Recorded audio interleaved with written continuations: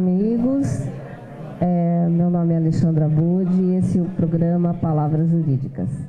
Hoje eu estou aqui com a minha querida amiga doutora Tânia Regina Pedro. Ela é especialista em direito securitário e direito imobiliário. E como aconteceu essa tragédia essa semana aí do prédio no centro de São Paulo que pegou fogo, né, e caiu, nós vamos falar com a doutora Tânia a respeito de seguro. Doutora, um tema inédito, um tema novo, o que a senhora pode falar para nós a respeito desses prédios assim que estão nessa situação de risco? Oi, doutora, obrigada pelo convite. Mais uma vez eu estar aqui com vocês, respondendo. O prazer é meu. As suas perguntas, muito oportunas, porque o direito ele é o assunto sempre presente, necessário, porque a nossa vida tem que se pautar aí pelas leis, pelas normas. E nós estamos, infelizmente, num momento social onde as obrigações são deixadas de lado, sem entrar no tema de políticos já tão debatido. E acontece que esse momento conturbado leva a uma tragédia como essa que nós tivemos. Exatamente. Como profissional da área de seguro, o que eu posso te dizer dos edifícios? Existe uma lei, um decreto, o 73/66, que obriga aos edifícios, não só edifícios, vários segmentos, a ter o seguro obrigatório. Então, todos os prédios pequenos, grandes que estão edificados deveriam contar com esse seguro, o seguro de dano, porque o seguro ele tem uma função social de não causar de repor o prejuízo, para que não venha uma falência, para que as pessoas tenham o seu bem restituído, a sua importância, e não recomeçar a tua vida novamente atrás do teu patrimônio. E essa importância do seguro, ainda nós, brasileiros, não acordamos para isso. Então, veja bem, esse prédio era uma situação fora do normal, porque ele era do governo. Ele era um prédio atípica. É uma situação atípica. São prédios edifícios, bens que passaram a ser da União. Infelizmente, a União não cuida. Mas ela também deveria ter o seguro do bem, porque é obrigatório, tanto a União, o Estado, a Prefeitura e o particular se obrigam a ter esse seguro. Não deu tempo ainda de verificar, particularmente, me chamou muito a atenção esse fato, de se esse prédio teria seguro ou não. Como podem deixar entrar pessoas, habitar, se a lei exatamente diz que teria que ter o seguro? Então, numa prevenção de risco, as seguradoras, antes de fazer a apólice, antes de segurar um edifício, ela manda fazer um exame técnico, uma avaliação técnica, uma perícia técnica que para ela também minimizar os riscos dela ter que vir a pagar aquele prejuízo, se houver um sinistro. Então, a importância disso, ela é muito vital para o prosseguimento do seguro nos negócios, nas edificações. Mas, doutora, sendo que houve uma invasão e que, entre aspas, talvez a União não soubesse que o imóvel estaria invadido, talvez esse seguro ainda assim seria obrigatório? O seguro é obrigatório para todas as edificações, e sendo que são registradas na prefeitura. Esse seguro obrigatório, existe o decreto que obriga a ter o seguro. Obviamente, esse imóvel estava vazio quando houve a invasão. Então, é um caso muito atípico.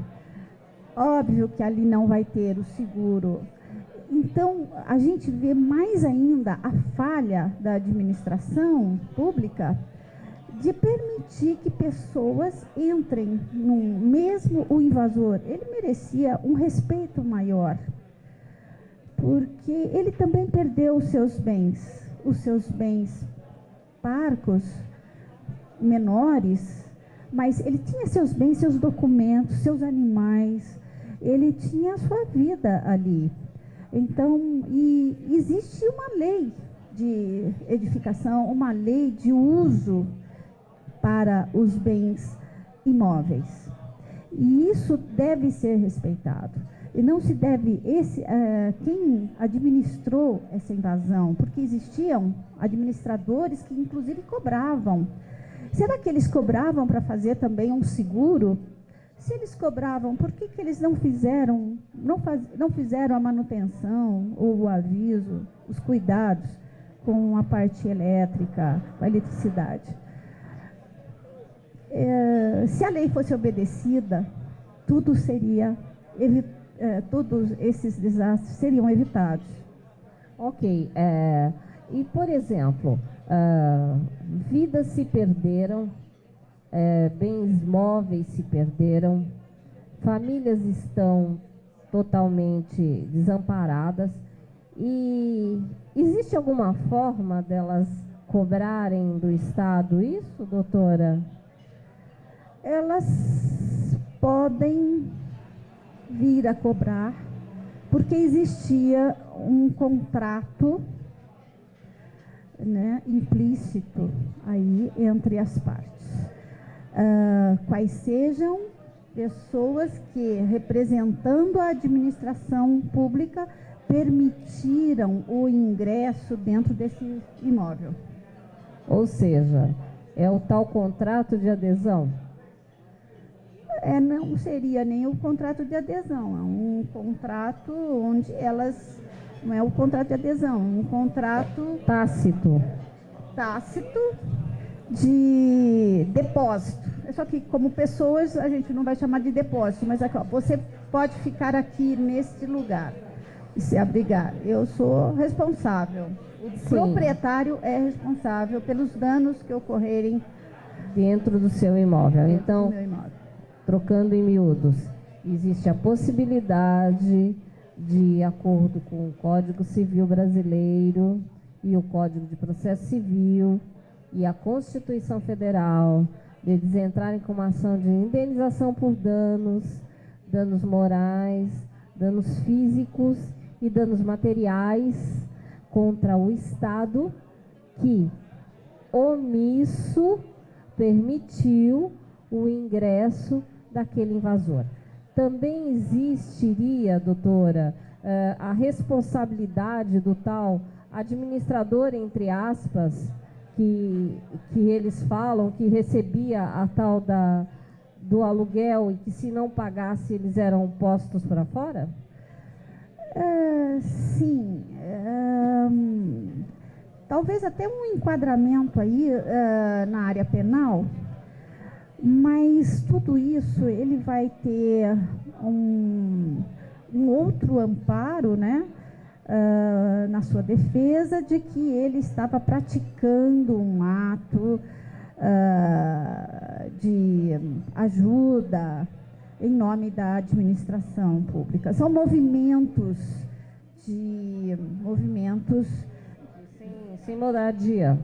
De moradia, de proteção aos sem-tetos. Então, é muito difícil cobrar deles essa responsabilidade, mas da União, certamente, é possível. Com certeza, esses administradores estariam em curso na esfera penal, se responsabilizando, com certeza, né? E agora fica a dica aí para todo condômino, para que o síndico dos prédios e tudo mais, existe o seguro, esse seguro é obrigatório, existe o decreto que determina. Qual é o número do decreto, doutora? É o 73/66. 73/66. Então, estamos agora terminando este bloco e este assunto com a doutora Tânia Regina Pedro. E eu gostaria, doutora, que a senhora desse o seu endereço e o seu telefone para as pessoas que forem interessadas.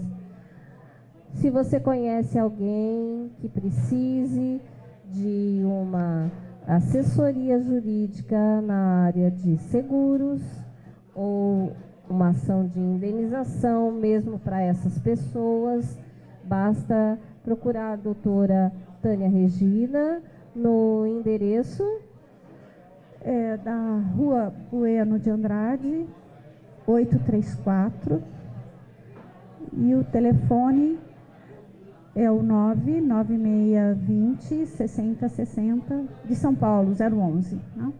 Então, Rua Bueno de Andrade, na Aclimação, número 834, primeiro andar, né, doutora? Primeiro andar. Primeiro andar, e o telefone é 99-620-6060.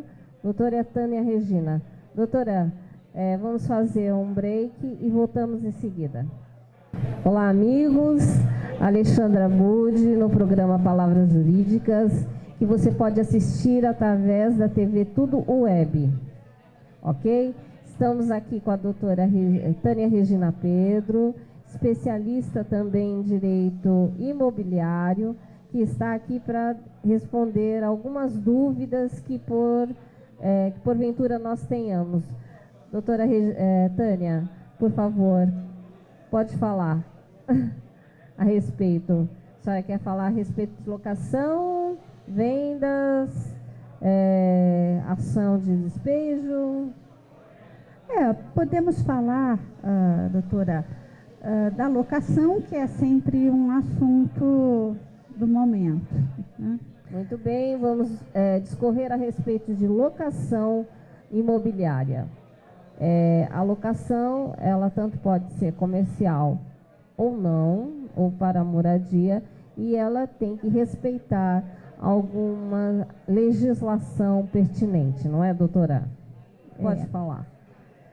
A lei de locação é uma lei muito abrangente, que dá todas as coordenadas no contrato. Claro que você pode também contratar, fazer alguns acordos com o seu inquilino, se você é proprietário, mas você, no seu contrato, nunca poderá contrariar o que está disposto ali na lei. A lei de locação prevê até multa e até prisão. Em casos de você cobrar antecipadamente o aluguel num contrato de locação residencial, por exemplo. Você é proibido de fazer isso. Claro que há mecanismos, você pode até receber, mas você lá na frente, você pode vir a ter problema. Você pode contratar por menos de 30 meses uma locação residencial, Mas você pode, para tirar o seu inquilino de lá, esse contrato que não obedeceu à lei, ele vai te dar uma outra situação que você não vai poder tirá-lo no tempo que a lei prevê, que seria fazer o aviso, conceder 1 ano. Então tem que estar bem atento às leis, aos artigos da locação. E doutora, perdão, houveram algumas mudanças agora na legislação civil e não ficou algo mais dinâmico? Não está mais fácil de despejar o inquilino que deixa de pagar os aluguéis? Sim, está muito mais fácil. O judiciário está bem mais rápido agora com a digitalização dos processos e principalmente nas locações que não tem a garantia e não tem fiador ou que não tem nenhum tipo de garantia, você pode conseguir liminar para tirar o seu inquilino do imóvel. Isso facilita bastante, dá uma tranquilidade para o proprietário, e tem alguns até que estão dispensando a garantia, porque ele tem a seu favor agora a liminar para tirar em 15 dias o mal pagador. Ou seja, uma das mudanças agora é que o contrato de locação ele pode ser feito sem nenhum tipo de garantia, mas que você também tem o direito de pedir uma antecipação de tutela para tirar o inquilino em 15 dias do imóvel. Na prática, doutora, isso ocorre? Ocorre sim. Talvez o prazo, 15 dias, tá? Que entre o início do processo e até o despacho do juiz, pode demorar um pouco mais, mas isso, 15 dias sai e se nós advogados estivermos atentos e fazendo o processo caminhar, sai sim. E, por exemplo, existe outro tipo de retomada de imóvel de uso, né, residencial, que a pessoa possa pedir o imóvel que não seja por falta de pagamento? Existe ainda essa figura? Porque antigamente na legislação anterior existia, e agora? Não, continua. Você pode requerer o imóvel para uso próprio, ou se você justificar que ele está precisando, não está em boas condições, de algumas formas, ainda depois do contrato concluído, você pode pedir, sim, a retomada. Mais uma coisa, por exemplo, quando existe um problema no imóvel locado e a pessoa tem que fazer um conserto, quem é que tem que fazer o conserto? O inquilino ou o proprietário? Porque essa briga é uma briga eterna, né? Às vezes o proprietário diz que é o inquilino, às vezes o inquilino diz que é o proprietário. E aí o que acontece, doutora? O que a senhora, através do direito, pode nos esclarecer? Bom, a manutenção do imóvel é do inquilino. Está na lei, é um dos deveres do inquilino fazer a manutenção do imóvel e os pequenos reparos. E os grandes reparos seria, nesse ponto, a lei, o artigo acho que peca um pouco, porque o que seria grandes reparos e o que seria os reparos pequenos. Então, trocar o teto, tirar um vazamento, o inquilino acha que isso não é dele, mas ele, no contrato, ele está obrigado a avisar o proprietário de que está havendo infiltrações, tá? É um dos deveres dele. Então, aquilo que for reparos, porque foram causados pelo inquilino, o reparo é dever dele. Está bem clara a lei nesse sentido. Ou seja, obras de benfeitorias e obras de manutenção são do inquilino e obras de infraestrutura seriam do locador. Isso, exatamente. Do proprietário do imóvel. Então, agradeço muito a minha querida amiga, doutora Tânia, por essa nossa entrevista. Foi um prazer entrevistá-la. Gostaria que você deixasse o seu endereço, o seu telefone de contato e que, para que as pessoas que estejam interessadas, precisem de locação, precisem de uma assessoria em locação, ou comercial ou para residências, para fins residenciais, pudesse te procurar. Doutora Tânia? Tá, eu que agradeço, eu agradeço muito a oportunidade de estar aqui com vocês. E o meu telefone é o 99620-6060 de São Paulo. O meu endereço é a Rua Bueno de Andrade, número 834, no bairro da Aclimação, aqui na capital. E é um assunto muito interessante que gosto de tratar, que é o direito imobiliário. Estou à disposição quando para outras entrevistas. Ok. Muito obrigada para minha querida amiga. 996206060, doutora Tânia. Doutora? Ali? Tchauzinho? Tchau, pessoal. Tchau.